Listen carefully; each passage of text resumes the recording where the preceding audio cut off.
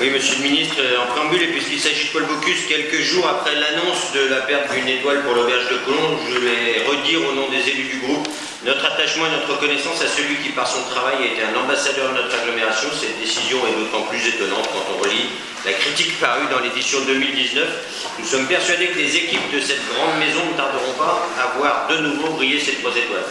Il nous semblait nécessaire de manifester notre solidarité avec ces artisans talentueux que beaucoup nous envient, et d'ailleurs, on a appris dans l'après-midi que David Tissot, à la tête du restaurant Saison à l'Institut Paul Bocuse, venait d'être gratifié d'une étoile, et on ne peut que le féliciter. La dynamique est dans le bon camp. Mais revenons, monsieur le ministre, à cette délibération que vous nous proposez aujourd'hui et par laquelle vous souhaitez que notre ville contribue pour 450 000 €, somme non négligeable, aux travaux d'extension de l'école d'hôtellerie, restauration et art culinaire qui porte le nom d'Institut Paul Bocuse.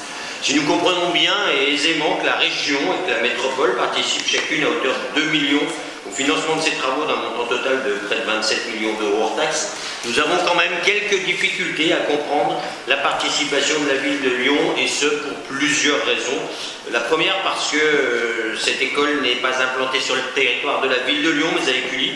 La deuxième, c'est que vous nous avez expliqué lors de la création de la métropole qu'il appartenait désormais à celle-ci de porter les grands projets de rayonnement de notre agglomération, ce qu'elle fait d'ailleurs en participant à hauteur de 2 millions €. Et le troisième part, enfin, et compte tenu de ces 2 premières remarques sur l'opportunité d'affecter une somme proche du demi-million d'euros, somme importante au regard de notre ville, modeste au regard du budget total de l'opération, sur un projet hors compétence directe et hors territoire de notre ville.